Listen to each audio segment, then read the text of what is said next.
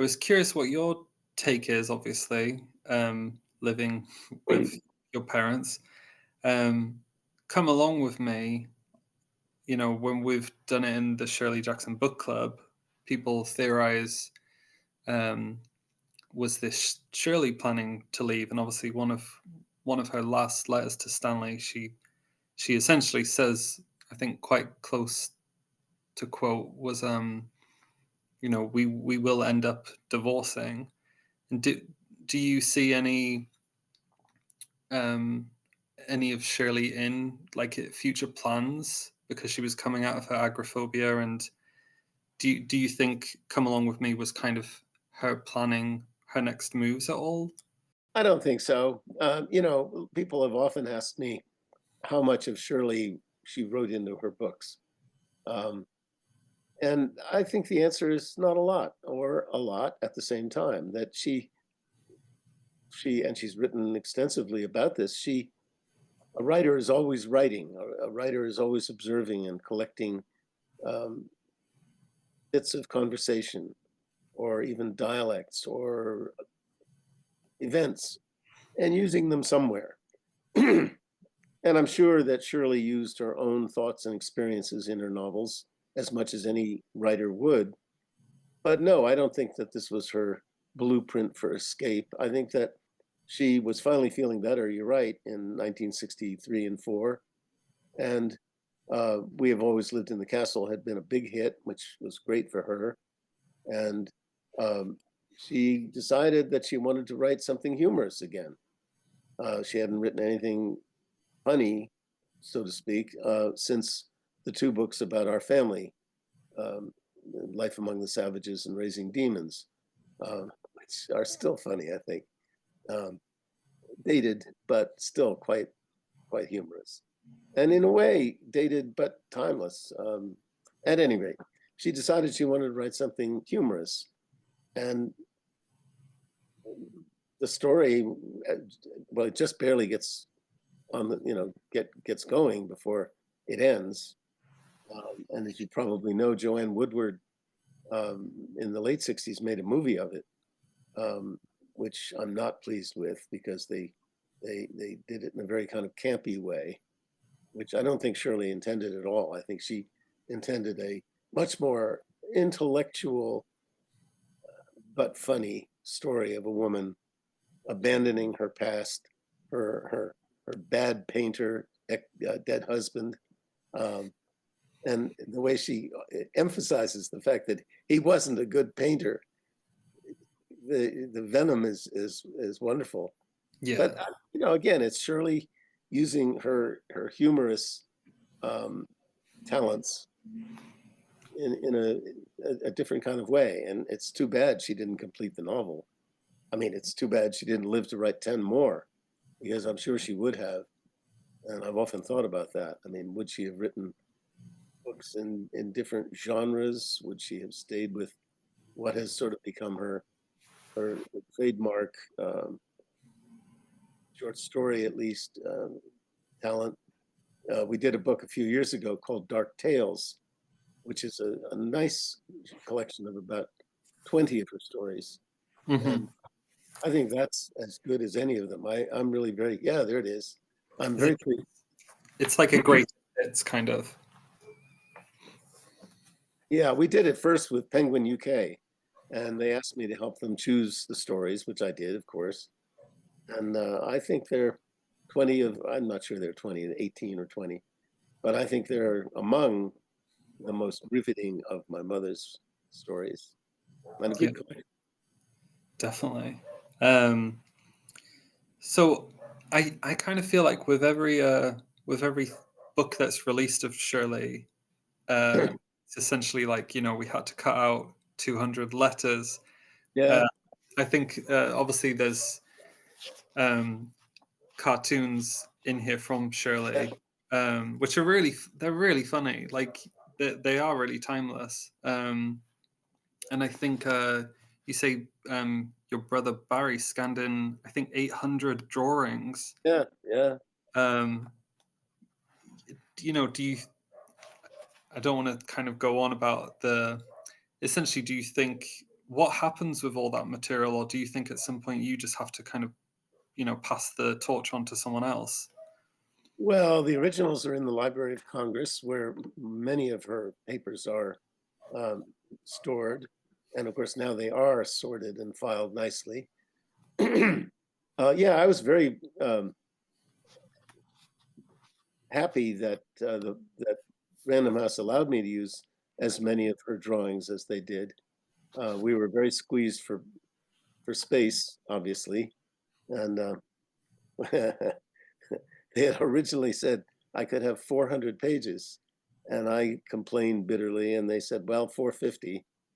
And then finally, along the way, as they were reading them and getting sort of charmed by what I was showing them, they said, "Well, just bring it in under 200,000 words." So I brought it in at 199,999, and it's got 610 or 620 pages. Uh, That's but brilliant.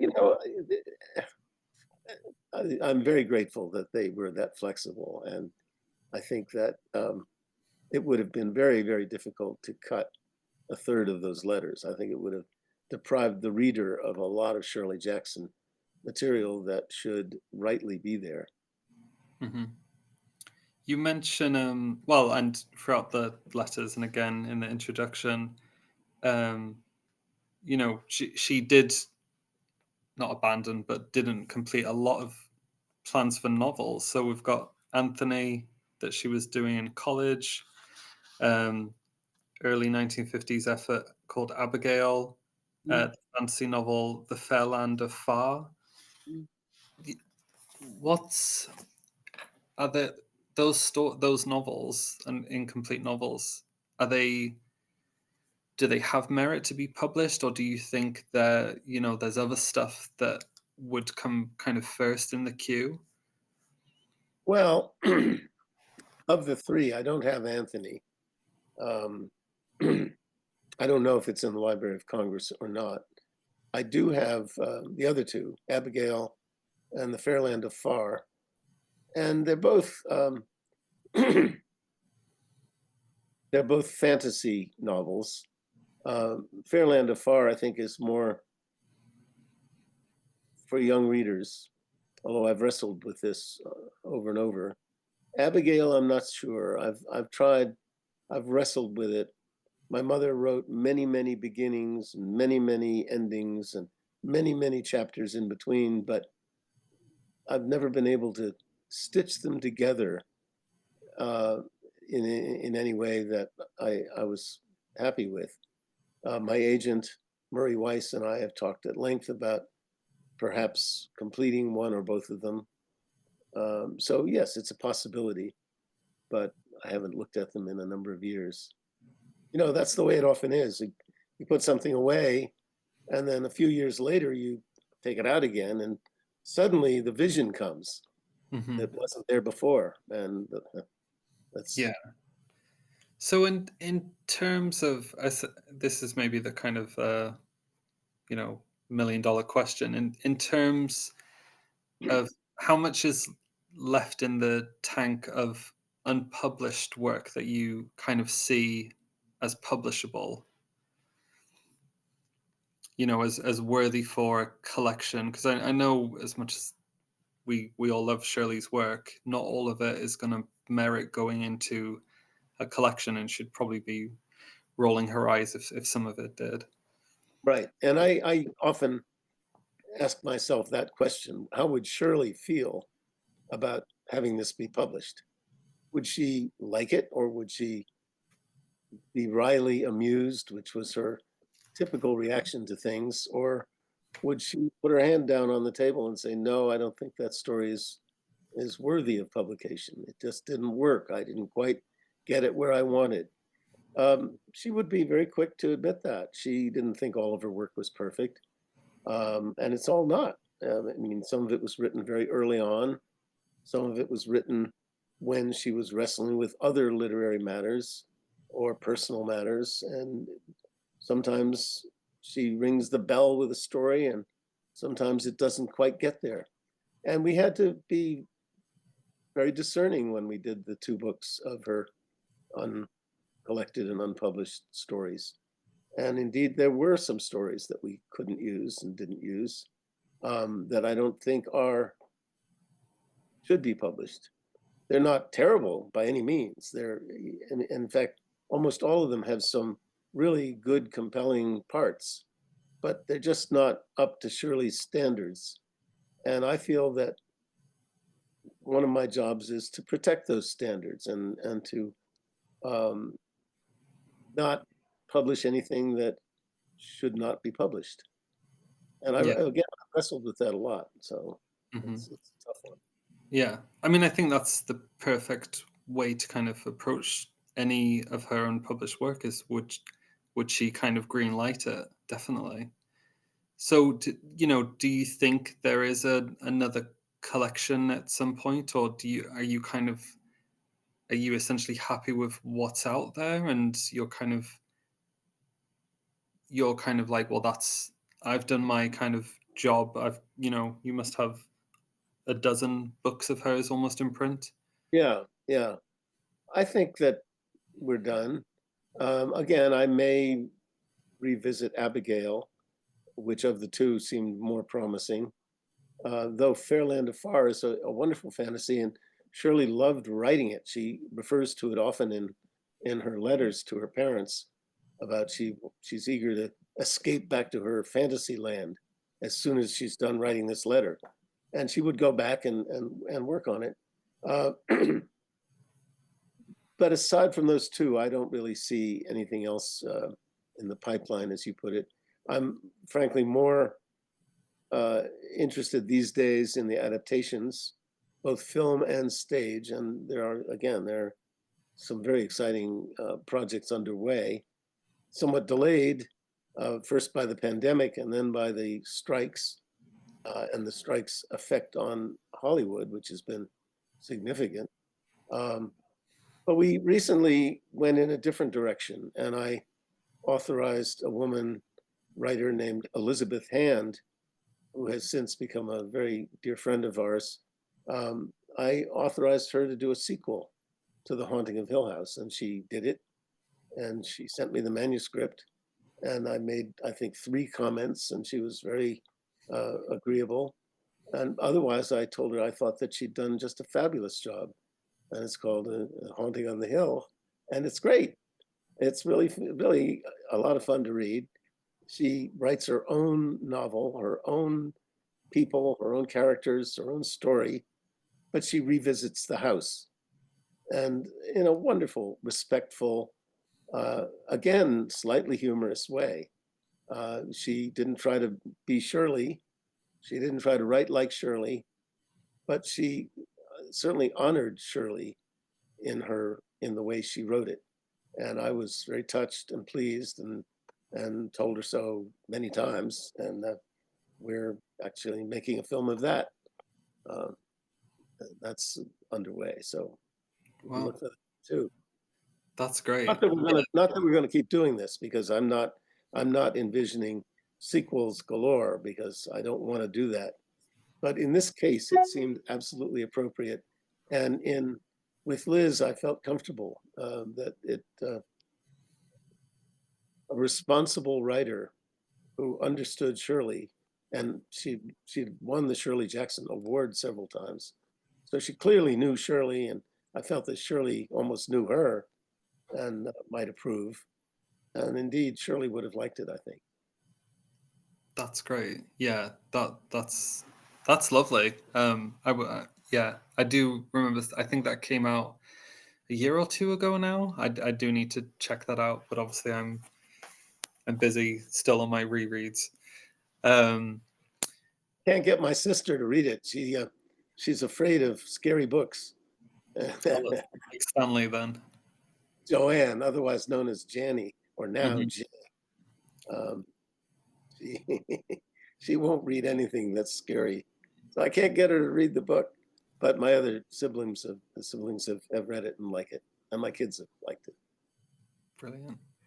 Do you have like any specific memories or moments of Shirley writing when you were growing up, or I know she would sometimes stop and ask her children for like opinions on scenes. Yes. Is there anything that kind of stands out as a specific memory? Well, I remember those times especially, and I think I've written about them, where I'd be walking through the kitchen, going off to baseball practice or something. I'd have my glove with me and my bat and my cleats or whatever, and she'd stop me and say, "Lori, I want to try something out on you. What do you think of this?" And she'd just tell me a little bit about a scene and a character. And I'd think for a moment. I said, "Yeah, that's pretty good." And I'd go off to baseball practice, and then it would show up in some story. Um, she was always writing, and she's written about this. She was a very complete writer in the sense that she always had a pad and pen nearby. She would get ideas in the middle of nowhere. We have shopping lists, for example, where she'd be writing down foods and then on the side would write down the names of characters or snippets of conversation because they just came to her and she would use them. And she was always aware of a lot of things going on. Um, I think more than a lot of people. I think good writers are like that. They listen carefully, they observe carefully, and things come out in their work that seem quite remarkable. That how could that person have seen that detail when I was there and never saw it? It never occurred to me to look at it that way. Hmm. And she brought. She was an artist. She didn't just observe and record. She magnified and accentuated and reduced and did all the things that a writer does to bring characters to life in a believable way. And she was awfully good at it.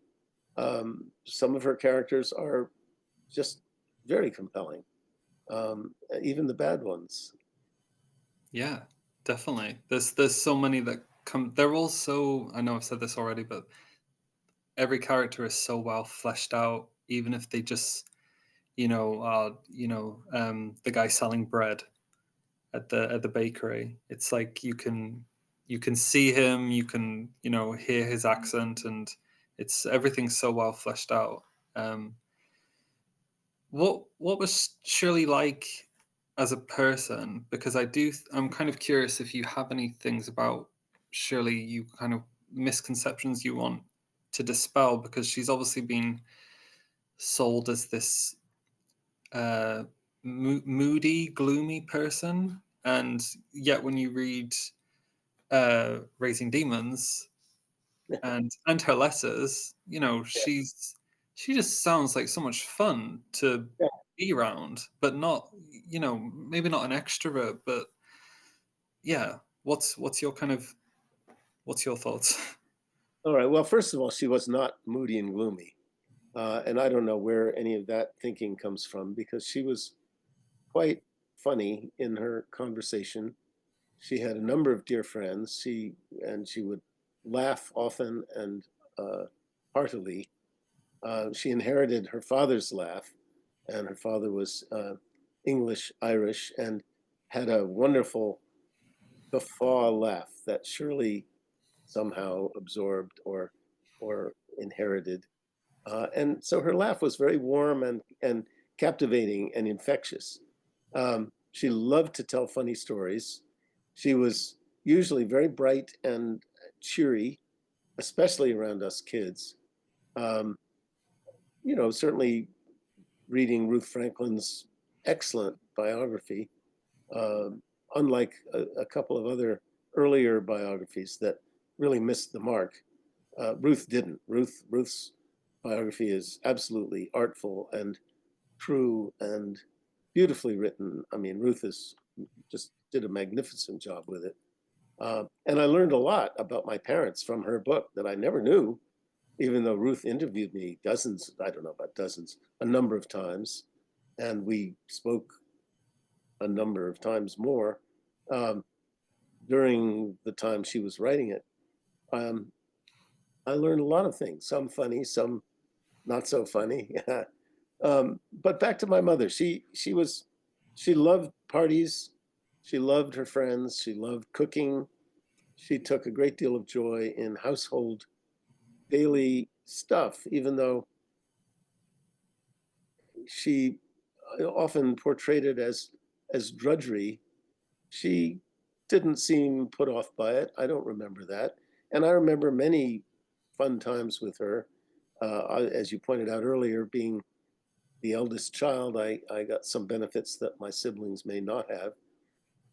I certainly got to know them as adults, and being an adult, which my siblings never were able to do.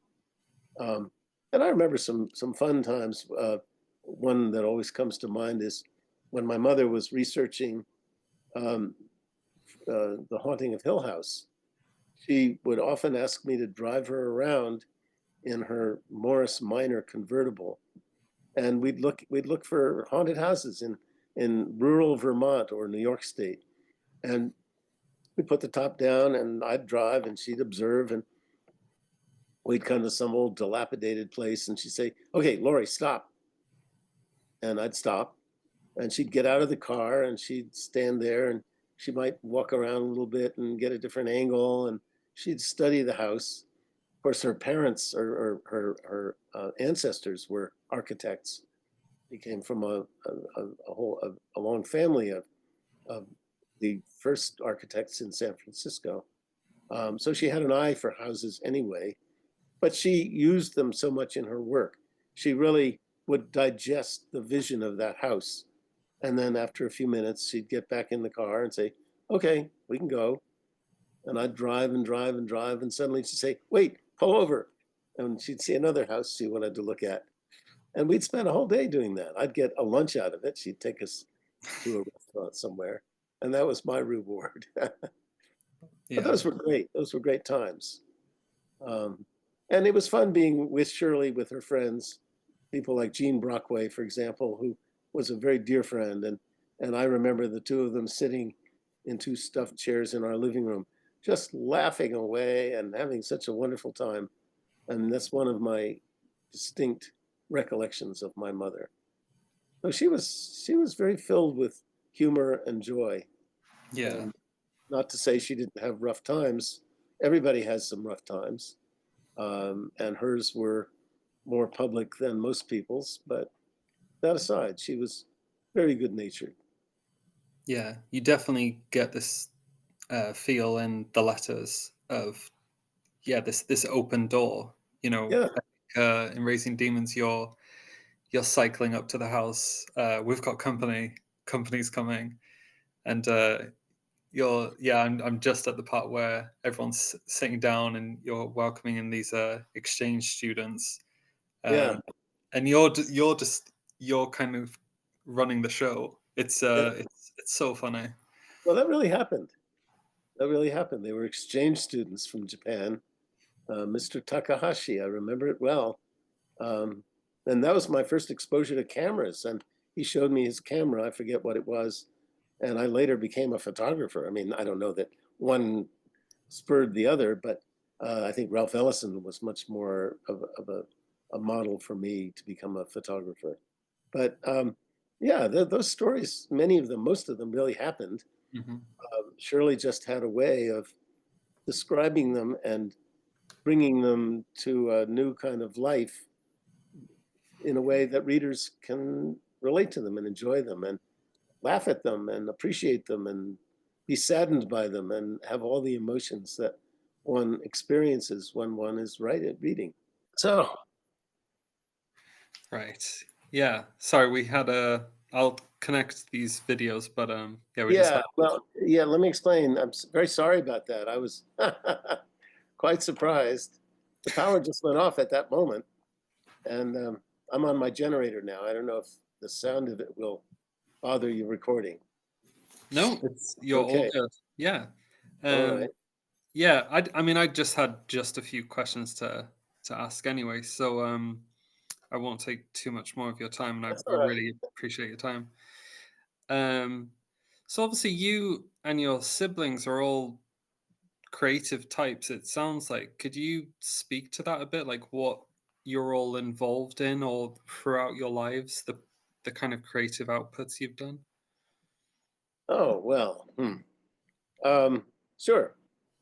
Um, I'll start with my brother, who's the youngest, Barry, who's a very, very gifted guitar player and composer. And he plays mainly pedal steel guitar, but not at all like the Hawaiian sound that we're familiar with. He does all original compositions and works currently with just a bass player, although he's played in many, many different ways. I used to play in his band for a while when I had my publishing company here in San Francisco. He came out and he worked for me for a year or two. And he would work for me by day, and by night I'd work for him in his reggae band because I've been a trumpet player since I was 12 and a flugelhorn player. And so we had I don't know, maybe 6 or 7 piece reggae band that we played in. That was a lot of fun. Um, anyway, so and he and I have done other recordings. We did 4 or 5 years ago. We did a recording together in some little funky little recording studio in Hoosick Falls, New York, that he talked me into. But it came out quite well, actually. Anyway, he's a musician, and he loves what he does, and he's very good. Both my sisters were singers, not professionally, although my younger sister, Sarah, Sadie, Sally, as she was known in the books, um, has done a lot of radio work. She had a radio program locally called The Laughing Lady, where she would read funny stories, including Shirley's, but Thurber and lots of other writers, and it was a very popular local um, radio program. Um, and she worked with me on those 2 collections of our mother's work. Hmm. And she does some other literary work. I think she does some editing and rewriting for friends. Jay, the other sister, who's just below me in age, we're all 3 years apart, um, has been a singer. She's had lots of lifetimes within one. She was originally very involved in drama in college and in New York right afterwards, and then got more interested in other things. She became a nurse late in life and had a whole other career as a nurse.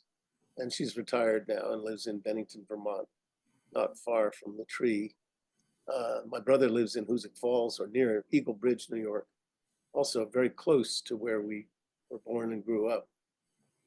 Sarah Sadie lives out here near me, about 20 minutes away in a town called Monte Rio. And I live, as I said in my email, in a little town called Occidental, which is nestled in a redwood forest, thus the power outage we had earlier. I myself have been a musician all my life, mainly jazz. I still play, although I haven't been working since the pandemic. It just got too much to drive to San Francisco and spend a whole day playing a gig, much as I love it. And I lost a number of my beloved bandmates over the years, all of whom were older than I, or most of whom were. And I've been involved in literary matters. As I said, I way back when I taught photography at Bennington College, where I graduated in the mid '60s, and started a literary magazine there, which sort of got me going. And when I came out to California in 1970, I soon started my own publishing company and ran that for almost 30 years, doing a lot of music, coffee table books, as people often call them. I call them large format art books, but you can, whatever. Hmm. Many of them were devoted to music. I did a couple on jazz and several on the blues, one of which won the coveted W.C. Handy Award. And the photographer and I had to go to Memphis and receive the award, which was really an honor. Um, the photographs were done by a talented guy named Stephen Green, who is actually the team photographer for the Chicago Cubs. And I got working with the Cubs back in the '80s, publishing their yearbooks. and Stephen and I became very friendly, and we quickly discovered that we shared a passion for the blues. So he showed me a lot of his work, and I eventually published two books of his photography. I did the text, and we had a lot of fun putting those together. And so I did sports and jazz and whatever kind of interested me, and I had a lot of fun with it. Um, so I don't know. Between literary matters and musical matters, I've kept myself busy. Yeah, super busy. Is there a way people can hear like any of your or any of your siblings' recordings at all? Do you know? Like, Well, Barry is on YouTube. Barry Hyman.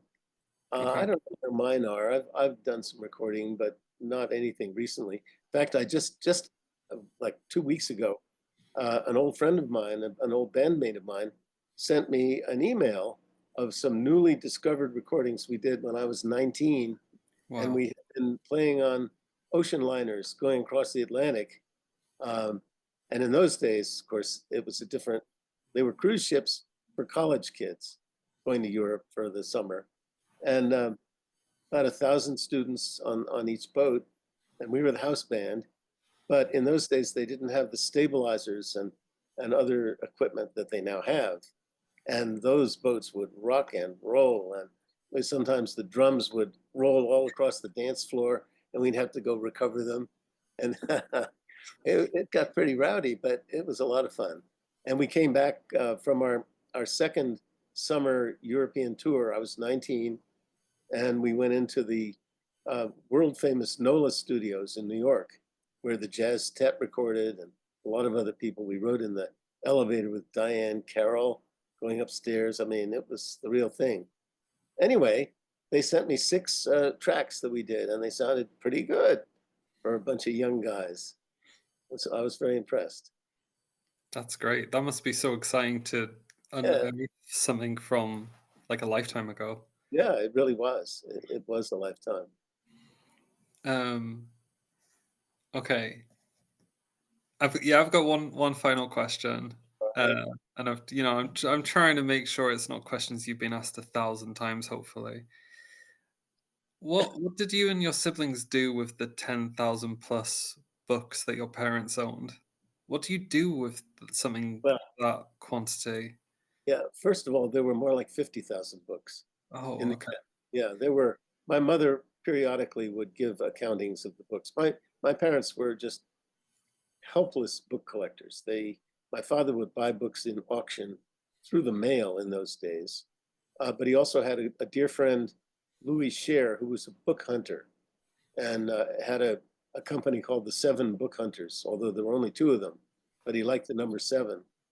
Anyway, Stanley once wrote a profile of Louis for the New Yorker, which was very good and very funny. But Louis would go all around the country searching for obscure titles that my father was looking for. And so these cartons of books would arrive periodically. At any rate, I was the one in the family who had to build the bookcases. That was my job as a teenager. And as soon as I learned enough carpentry to be able to do it. And so I mean, practically every wall in their house was filled with a bookcase, filled with books.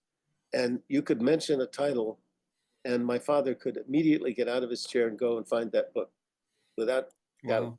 question. You know, he might go upstairs to get it. We, at one point, the house outgrew their books. And this is the last house they lived in altogether on Main Street.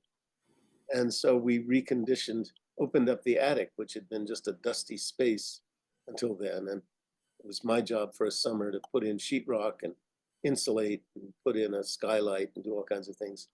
And of course, bookcases, more books, so that they could find a place to store yet more books.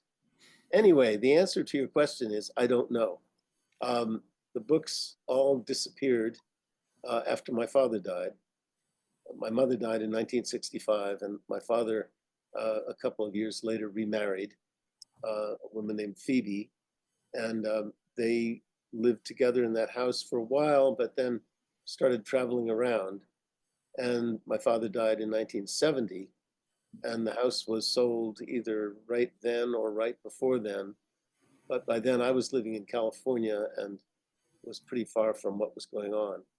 But no one really knows what happened to the books. I would love to have, especially some of my mother's books on witchcraft. My daughter Gretchen has Shirley's collection of murder books, which she collected with relish, as you can imagine. You know, writers like Edgar Allan Poe and, you know, good, classy writers. Um, and she's got, I don't know, maybe 500 books that were Shirley's. I've got all the, or had all the first editions that my parents would sign to each other. But I gave those and some other things, including my mother's haunted music box, to the Bennington Museum, wanting it all. Sorry, my phone is ringing. Wanting it all to stay in one collection. So yeah, that's PG&E calling to tell me that, give me an update on the outage. Sorry, I hate to bring that into the interview. You can cut it out. Like it's a hazard of living in the redwood forest. Yeah. No, it's all good. So yeah, it sounds like Gretchen is kind of yeah, taking on the duty of kind of what's to come next. Yeah, And she is indeed, and she's doing, as I said earlier, a great job. She really, she's developing actually a series, and I shouldn't talk much about it because it's still in development, but it's coming along very quickly and well. And we're working with our agent in New York, Murray Weiss, who's very excited about the possibilities of getting it into production. So we'll see how that goes. One more yeah, project that's happening. I mean, it's really, there's a lot going on and it's exciting times. yeah, Shirley continues to be productive. yeah. It's really exciting, just to. And also, and I do want to end it again with just kind of it really is. It's been an honor to talk to you, Lawrence, and to you and your siblings for keeping your mother's name, in print, in in mediums, and the film and television. I think she would be very proud of you all, and it means a great deal to all of the readers across the world. Yeah, it must, I imagine, feel like an honor to get to do that kind of in your mum's name. Well, it has been, yes. And I thank you for those kind words. I appreciate that very much. Yeah, I mean, Shirley was very, very productive and talented. They almost, both those words seem insufficient. I'm one of her greatest fans, and it's a joy to be able to work on her material with her. Yeah, cool. Well, we'll leave it there. But yeah, thank you so much, Lawrence, for your time. It means a great deal to me, and it's really is an honor to get to talk to you. Well, my pleasure. Yeah. Okay. You take care, and hopefully, we'll speak soon. Okay, good. Awesome. Right. Take care. Okay, bye. Bye. Bye.